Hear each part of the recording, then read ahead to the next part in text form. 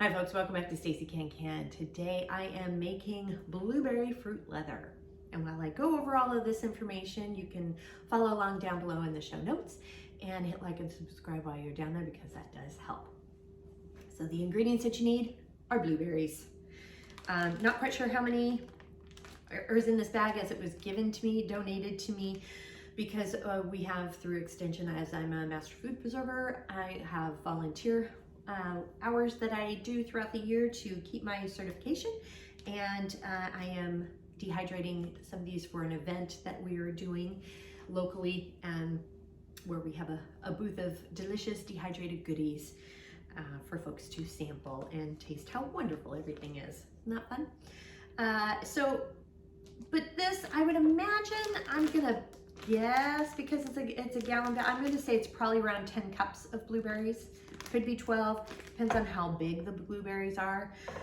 If the bigger they are, obviously more cups possibly.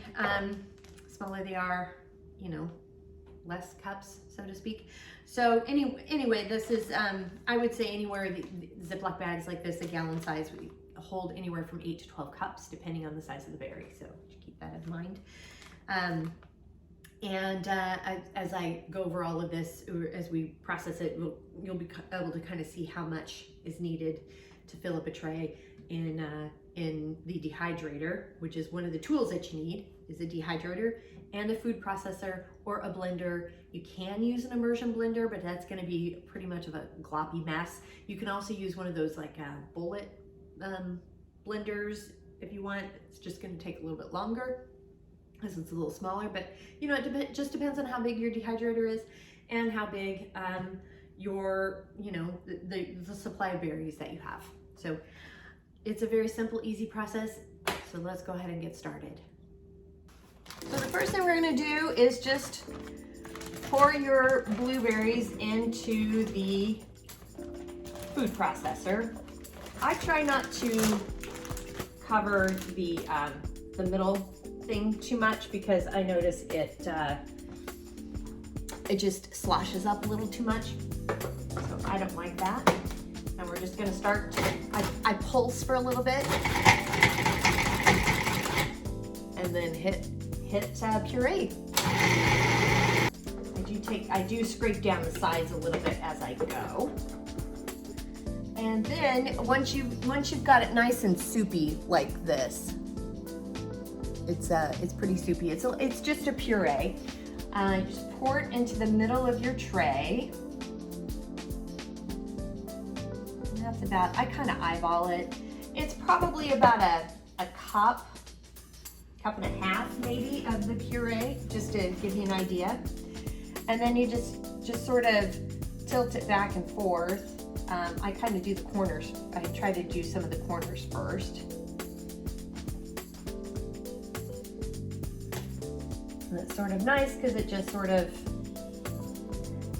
it does its own thing for you, so you don't have to do too much. You don't have to spread it around with a spatula or anything like that.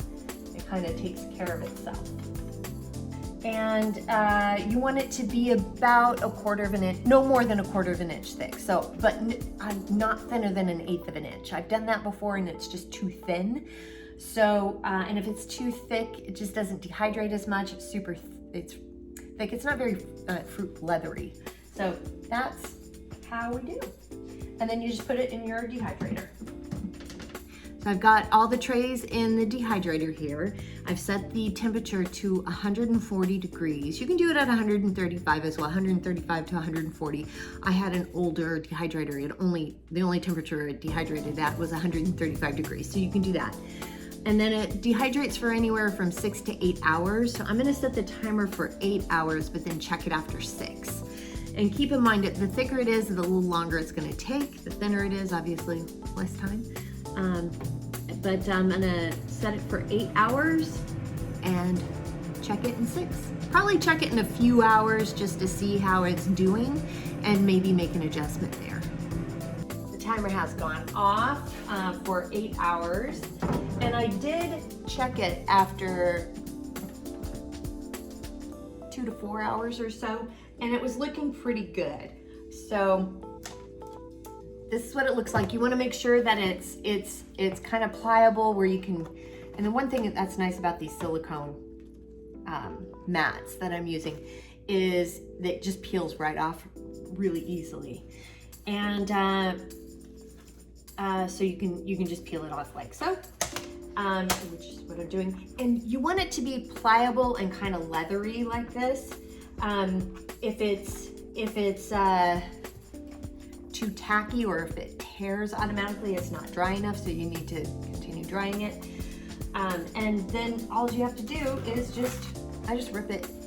You can, if you want, you can, instead of doing it on a silicone mat like I did here, you can put down some wax paper and put it on wax paper and then roll it up, or you can put it on saran wrap. Just make sure if you're going to use wax paper or saran wrap that you don't make it any bigger than the tray. You do need to make sure that you allow the heat to go through and to properly dehydrate it evenly. So just make sure you're cautious there. And then we're just tearing the pieces here. This is how I'm doing it. You don't have to. You can roll these up in wax paper or whatever, but this is how I'm doing it, because this is kind of what my kids like.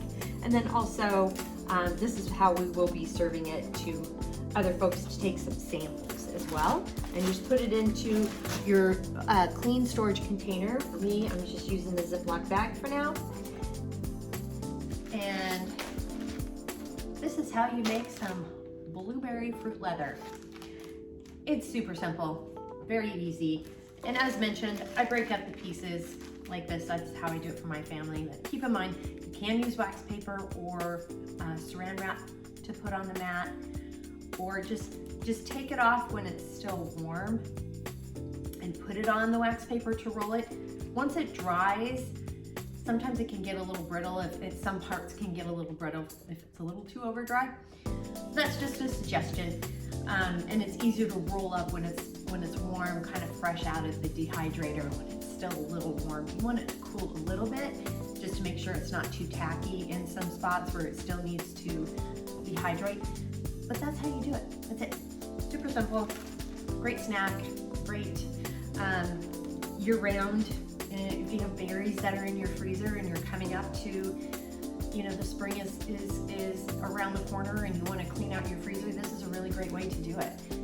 Same thing with any of your vegetables. You can dehydrate anything just for the fall. And then a great storage way is just put it in an airtight container, storage container that's clean. Make sure it's clean. You do want to shake it every now and then. You want to make sure that it's sealed too before you do that. But it's good to what they call condition. So and that just means to just kind of shake this around every day for a week. If you have it in a Ziploc or a Tupperware container, you can just shake the container a little bit. That just helps if there's some pieces in here that aren't dry enough. It might be just a little too much moisture in it. This will, by shaking it around, it'll help kind of seal that moisture in, and sort of some of the drier pieces will help absorb some of that moisture, and then you won't have mold growth. And you can also store it in the freezer if you'd like for a longer period of time. It just depends. And I realized I said, hey, clean out your freezer and then put something else in it. But when you take big giant bags of fruit and you condense it down to something this size, it does reduce your freezer space. So that's another good way to store. So that's how you do it. Now the recipe is down below in the show notes, and while you're down there, please hit like and subscribe because it does help. And if you have any questions, comments, suggestions, feedback, concerns, by all means, please reach out to me. I'm on Facebook at Stacey Can. You can at me on Instagram and TikTok at Stacey Can. My website is www.staceycancan.com. My email is info@staceycancan. And I'm also on LinkedIn and Pinterest at Stacey Can. Thanks so much for joining me today, and until next time,